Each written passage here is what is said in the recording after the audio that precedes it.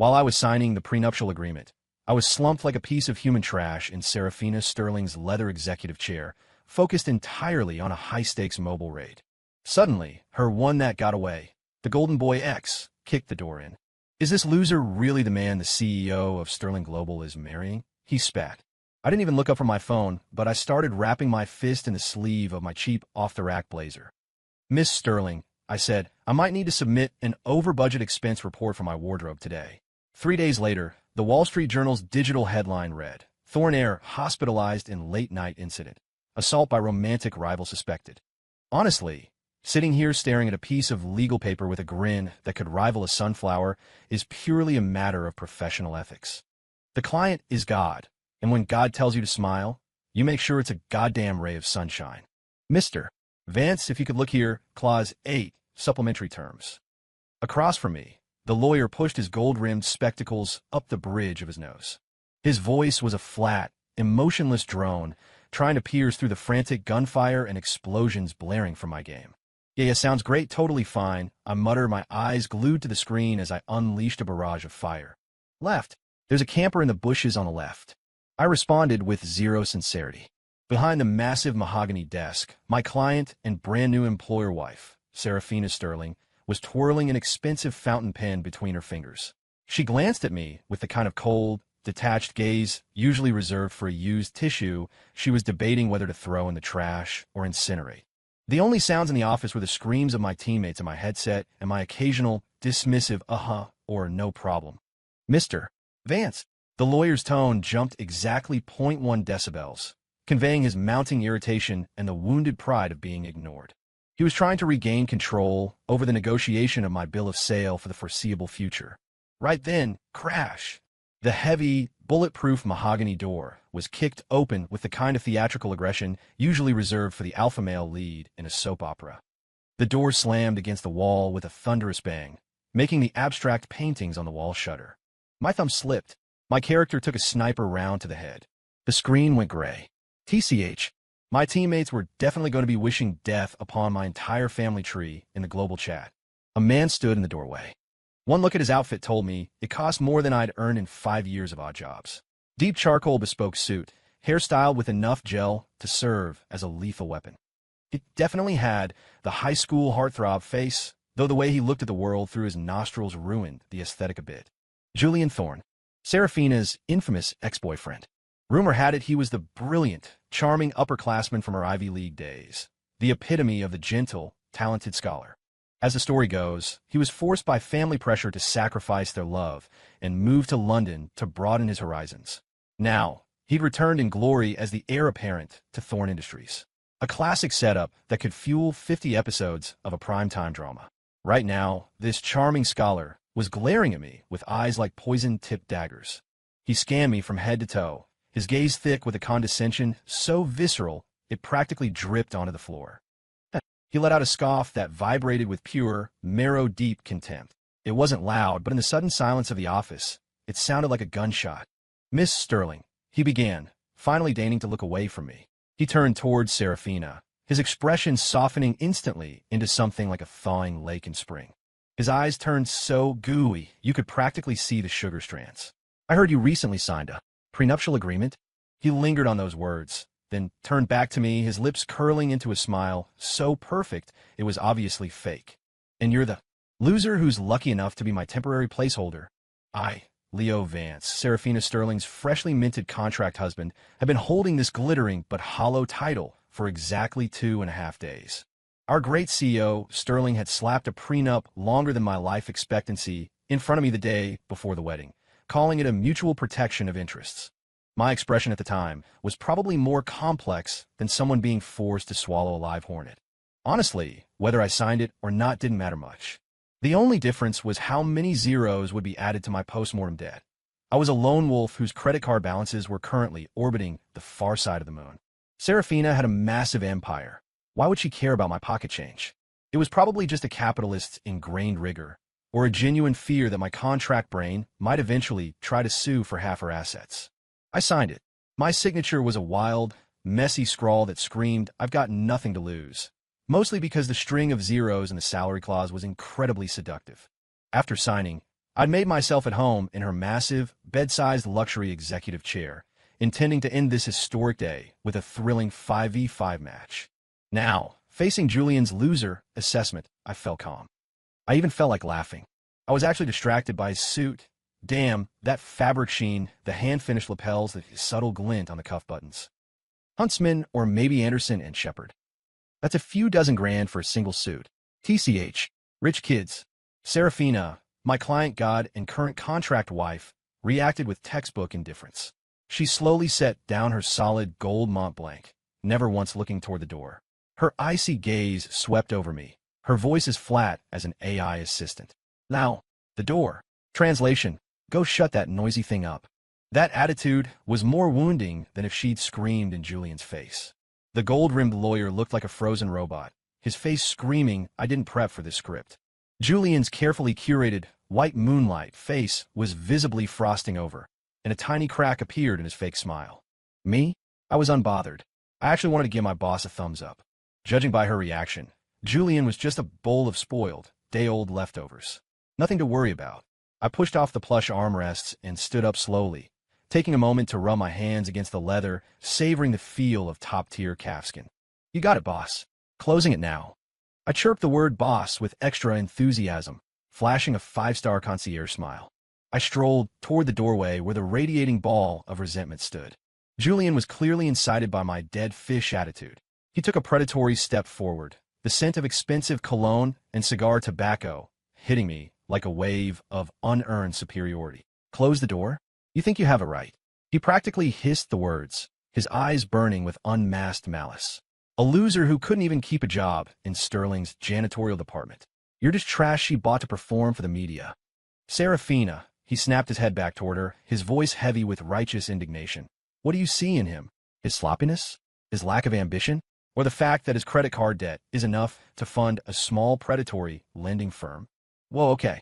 His intel was solid. He even knew my credit card statements were practically public record. He'd clearly done his homework, hoping for a comeback. I stopped about 6 feet away from him. The golden boy filter shattered right then and there.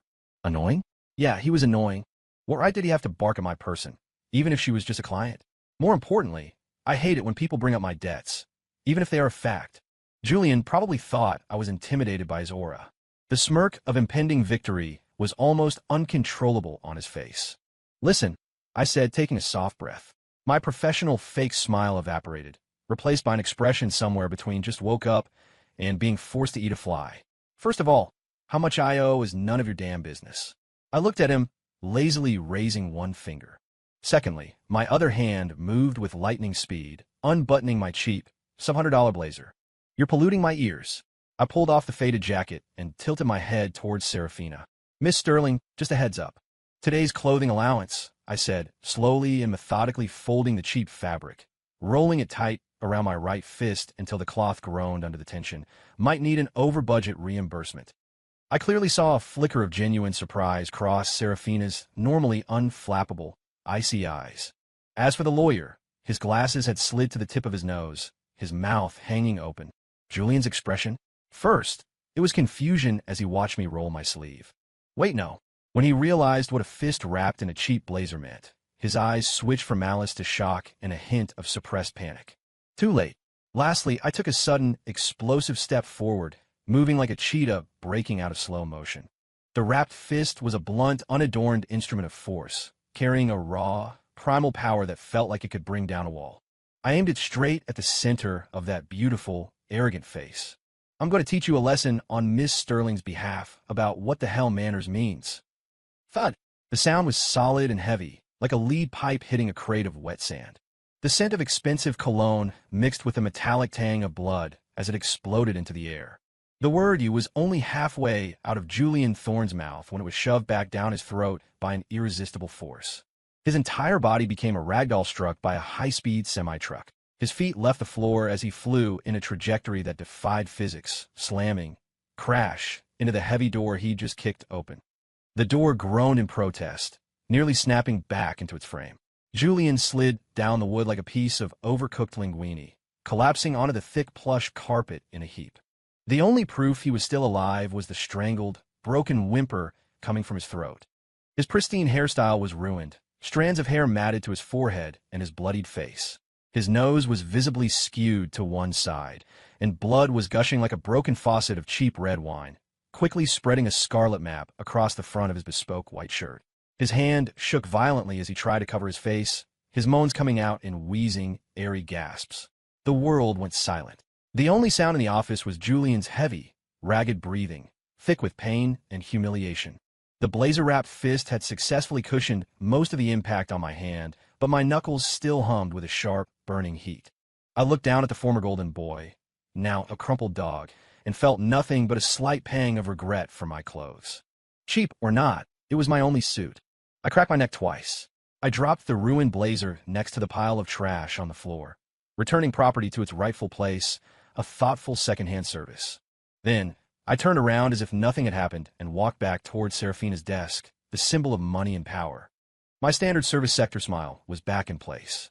"Boss," I said brightly, my tone as light as if I just cleared a bit of clutter from the doorway. "Doors closed. Noise pollution handled. Shall we finish the contract?" Serafina, my client god, had eyes like a frozen pond that had just been struck by a stone, ripples of something I couldn't identify spreading across them. Her gaze flickered to the dying dog on the floor for a fraction of a second before locking onto me. Her fingers unconsciously twirled the gold Mont Blanc. Her face remained a mask, but her eyes were no longer pure ice. Instead, she was looking at me through the frozen topsoil, as if I were something new, something that needed a fresh valuation. That look, it made the hair on the back of my neck stand up. It was as if I hadn't just punched her ex, but had instead presented her with a rare artifact she was preparing to auction off. "Pure capitalist appraisal. Make sure to include the medical expenses," she finally said. Her voice was the same eternal, cool tone, as if she were discussing a routine reimbursement for office supplies. "Put on my tab." "You got it, boss. You're the best." I beamed, the little calculator in my head clicking away. Does this mean the year-end bonus just doubled? 3 days later, I was lounging in my new home, a luxury penthouse downtown owned by Serafina, with a sofa larger than my entire old studio apartment. I was halfway through an apple when a local business news notification popped up on my phone. I stared, jaw-dropping. The headline was huge, bold, and reeked of tabloid sensationalism. "Breaking. Thorn heir Julian Thorn hospitalized late night. Heavily injured by mysterious rival. Scandal rocks the elite." Below was a grainy photo taken at the back entrance of a private hospital under the cover of night. A few figures in white coats were pushing a gurney. You could see a cast on an arm, heavy bandages, and a face obscured by gauze that still held the outline of Julian's ruined, handsome face. The comment section was a war zone. "Holy crap. Julian Thorn. Who's the beast that did this? Arrival. Don't speculate. Could be a car accident. Look at the leaked injury report. Multiple fractures and soft tissue trauma.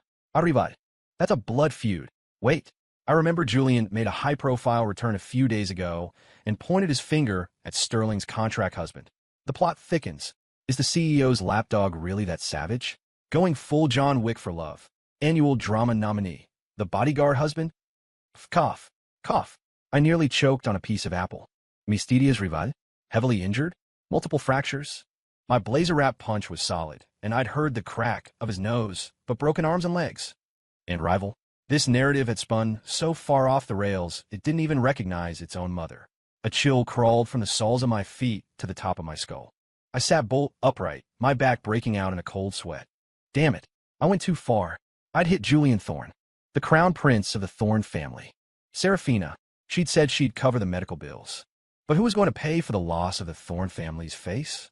Alistair Thorn, Julian's father, was the kind of man who could make half the city tremble by stomping his foot. Would he really let this go for a few medical bills? I remembered the look Serafina gave me at the end, that cold, calculative gaze. I am screwed. Serafina was a profit-driven capitalist. Even if the X was expired, the partnership with Thorn Industries was still a thing, right? To appease the Thorn family's wrath, tossing me, the troublemaker, out as a sacrificial lamb was the perfect solution. The optimal move. Man, I need to stay low before these capitalists play me. I had to run. My mind went into overdrive. The Darien Gap. High signal latency, poor reception, various factions in play. If I vanished into the jungle, even God wouldn't be able to find me. And I knew the territory well. Bank cards. Wait, I needed cash. All of it. Anything on Venmo or Apple Pay had to be wiped. No digital trails. An hour later, I was hauling a hiking pack stuffed with cash, instant noodles, and protein bars. Like a panicked gopher, I dived into the last economy flight to Miami. Miami was the gateway. I fled toward the borderlands of Honduras that night. After all, with the Thorn Air crippled, the family would definitely want my head on a pike. The air in the Honduran borderlands smelled like a rag soaked in diesel, mixed with the damp rot of the deep jungle and the occasional tang of cheap incense. I leaned against a rotting wooden window frame, chewing on my third pack of beef jerky that was 6 months past its expiration date, washing it down with a bottle of murky local moonshine. I stared out at the red mud road, turned into a swamp by the rain. My hiking pack, once heavy with cash, was now pathetically deflated in the corner, looking like a burst balloon of a get-rich-quick dream. In this hellhole, the local thugs who overcharged me for crappy biscuits were friendlier than the debt collectors back in New York. At least they rob you to your face, not behind your back. The wind carried a stronger scent of silt and a mix of sweat and high-end tobacco. My eyelid twitched. At the end of that mud road, a Land Rover, covered in red grime, but still sporting its luxury sheen, wheezed to a halt. The door slammed shut, and out stepped two long legs clad in bespoke trousers, definitely not suited for a jungle trek. Polished leather shoes sank unceremoniously into the mire. The newcomer had the face of a corporate elite, though his expression was as frozen as an ice cube. Behind his lenses, his eyes locked onto my shack with surgical precision. He ignored the warnings of the local guards, whose guns looked more reliable than the cash in my pocket, and pushed through a cluster of wet vines, walking straight to my drafty window. Mud splattered onto his expensive hems. He pushed up his gold-rimmed glasses. His voice was crisp and articulated, a perfect match for Serafina's refrigerator tone. "Mr. Vance, your escape route while hauling a bag of cash," he paused, "was very creative. The boss sent me to deliver 2 points." I clutched my glass, which was nearly slipping through my fingers. I didn't say a word. First, his elite face leaned closer to the window, his voice dropping to a whisper that made my hand shake. "That punch of yours triggered a fluctuation in Thorn Industries stock." The drop was exactly 3 times the minimum the boss was hoping for. The results were better than expected. A glint of something like a calculator's flash flickered behind his glasses. "The boss is very satisfied." It hit me like a bolt of lightning. Damn, that woman was aiming for the Thorn family's assets the whole time. Second, the corners of his mouth twitched up by exactly half a centimeter, a ghost of a smile. "We have to play the part to the end. Once everything is settled, on top of the original fee, your pay will be tripled." Triple. The number made me let out a loud, drunken hiccup. Reflexively, I glanced at the deflated pack in the corner. What I had left wouldn't even buy me a decent bed in this country. I rubbed my fingers together, feeling the grime. People die for wealth, birds die for food. The ancients were right. Who's paying the medical bills?" I asked, leaning forward tentatively. The lawyer's smile remained steady as a rock. "The boss's exact words. The over-budget portion will be deducted from your triple bonus." Phoenix. I downed the rest of the moonshine in one go. It burned like I'd swallowed a hot coal. God, Serafina is still Serafina. Calculating to the last cent, never losing out. 6 months was enough time for a titan to fall. The Thorn family's prestige, once held so high, had been chipped away by one wedge after another. Insider trading, capital shortfalls, project failures. Sitting on the sofa of Serafina's luxury cage, eating chips and watching the financial news felt like watching a slow-motion building demolition. The liquidation gala was held right under the massive glass dome of the Thorn Industries headquarters. Once a place of high society mingling, it now felt like a ruin of fading glory, where even dignity was at risk. The air was thick with the scent of expensive perfume that couldn't quite mask the stench of decaying anxiety. Guests in tuxedos and gowns sipped champagne, whispering in low tones, their eyes scanning the room like vultures sensing a coming storm.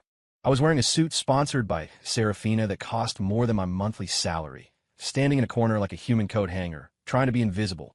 I was holding a wrap filled with cheap caviar I'd swiped from a waiter's tray. A pig can't appreciate fine dining, I thought. I just needed something to fill the pit in my stomach.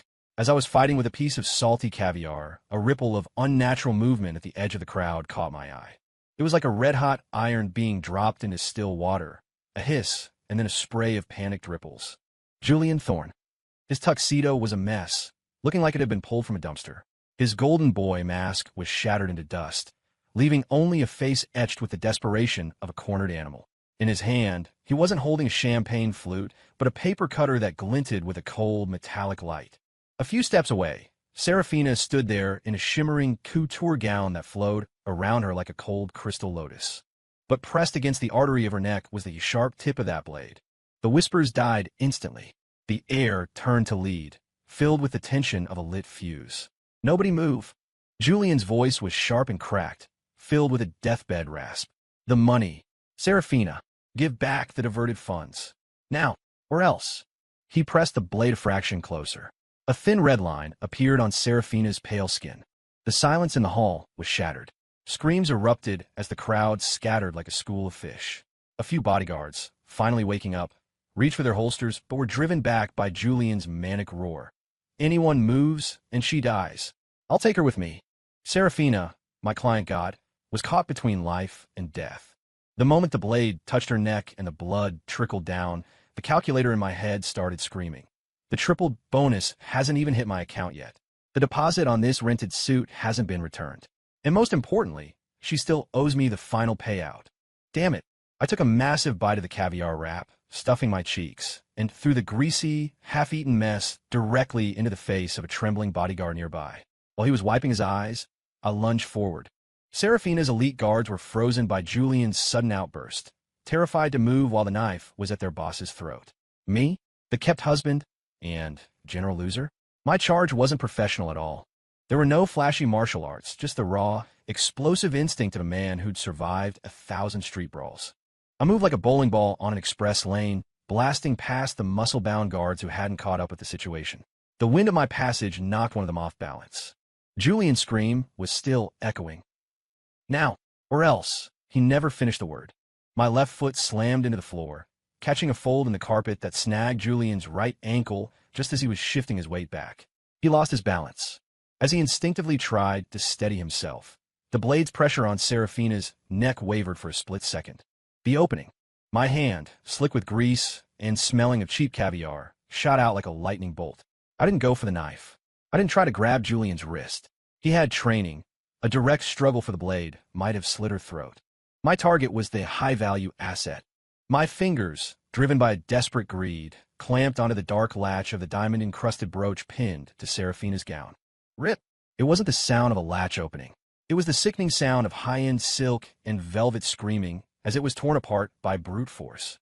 The brooch, encrusted with mother-of-pearl and countless tiny diamonds, was ripped away from her chest, taking a chunk of the expensive fabric with it. The force of the pull yanked Serafina backward, sending her stumbling into the arms of a nearby guard. In the spray of mother-of-pearl fragments, the cold blade only left a shallow, white line across the air just below her collarbone. Julian was stunned by my robbery for half a heartbeat, his body lurching forward as Serafina fell back. Two guards slammed into him like human sandbags. Thud! The heavy sound of impact, mixed with Julian's pained gasp. The paper cutter, his final desperate gambit, clattered onto the cold marble floor and slid away. The security team took over. The screams faded into terrified gasps. I didn't look at Julian, who was being pinned like a dead dog. I didn't look at Serafina, who was clutching her chest, surrounded by guards, her face as cold as ice. Her gorgeous gown was ruined, a jagged hole where the brooch had been. It gave her a strange, ragged beauty, but I wasn't in the mood to appreciate it. I was focused on my hand. The brooch was cold and jagged, the diamonds nearly cutting my skin. I used my greasy fingers to count the snapped threads and the torn velvet. "God damn it, I'm in the hole," I whispered, my eyelid twitching. Serafina's limited edition gown was so intricately designed that the property damage would likely be deducted from my final payout. This was a net loss. In the chaos, I stuffed the brooch into my pocket. I had to return it to settle the damages and duck my head. Using the crowd as cover, I retreated toward the service exit. Mission accomplished. The play was over. The money should be landing soon. As for staying, no thanks.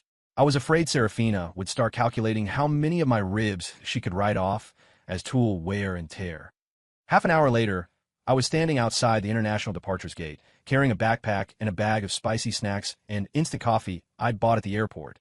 Real survival rations. The intercom was gently announcing the final call for a flight to a small Southeast Asian country. I pulled out my phone. The banking app showed a notification for a massive deposit. The final payment, including interest, not a cent missing. High efficiency. I shoved the phone into my pocket, feeling as light as if I'd just dropped the entire Sterling building off my shoulders. I turned to head for security, but a figure blocked my path. Serafina. She had changed out of the ruined gown into a low-key but high-quality cream-colored suit. Her hair was tied back perfectly, and the shallow mark on her neck was hidden behind an antique pin on her lace collar. Her eyes, deep and unreadable, scanned me like a high-precision airport scanner, from my backpack to my bag of snacks. In those few seconds, she was probably calculating my bone density, muscle ratio, and my projected health depreciation for the next 3 years. Her voice, despite the trauma and the cleanup, was still that same unshakable, cool tone, as if she were asking if I wanted sugar in my coffee. Is it settled? I nodded. Contract fulfilled. Mr. Thorne is in the care of the police. The money's arrived. Pleasure doing business, Miss Sterling. I forced a sincere, professional smile and hid the snacks behind my back. She didn't take the bait. She took half a step forward. Her aura was so intense that the passing travelers instinctively swerved around our little circle. Consider staying? She asked, her gaze pinning me like a nail. A different role. Head of security. Base salary is triple what you just made. No performance pressure. Year-end bonuses are negotiable. She paused, her lips twitching up in a rare, tiny curve. Supplementary clause. Full medical coverage, including a rib care package. Rib care package. My lower back and shoulder blades tightened instantly, as if I could already see the fine print in the contract. Workers' compensation covers. Bone fractures resulting from employers' reasonable estimation of tool usage. This woman was literally calculating the value of my bones. Damn, even if I played it like an amateur back there, she must have seen through it. No, wait, 6 months ago, she probably already knew. I should never have run to the border. What kind of sane person hides in a jungle? Sigh. Force of habit, I guess. A chill ran from my heels to my skull, scarier than being tracked by a swarm of mosquitoes in the rainforest. No, absolutely not. I shook my head like a maniac, backing away and nearly knocking over a lady with a suitcase. I squeezed into the security line. Miss Sterling, you're too kind. My little frame can't handle the crushing weight of your calculator. I'm not cut out for this kind of precision work. Hire someone else. Before she could respond, I dove into the flow of travelers like a slippery eel. I popped my head out from between two people and waved my boarding pass frantically. Goodbye, boss. I hope you find someone who fits your cost-benefit analysis. I didn't dare look at her again. I bolted through the security checkpoint. It wasn't until I threw myself into a hard plastic chair in the furthest corner of the lounge that I dared to breathe. The massive flight information screen flickered, the white light reflecting off the sweat on my brow. I buried my face in my hands. My ribs were still there. The money was still there. But that feeling of being scanned by a top-tier capitalist actuary, of every cell being tagged with a price, was burned into my marrow. Serafina Sterling. She was 10,000 times scarier than any jungle warlord. Those thugs just wanted your money. But her? She wanted every hair, every bone, every scrap of flesh to be fed in her never-ending commercial gears to squeeze out every drop of economic value. Even a bespoke suit looks like a debt collector's uniform on a bodyguard. I wasn't going back to that life. I just needed the cash. Now that I had it, what was left to worry about? The woman was smart, though. She knew how to let go. Otherwise, these 6 months would have been a waste, and if I got angry, well, I'd just end up back in some jungle shack again. But for now, everyone was happy. Story complete.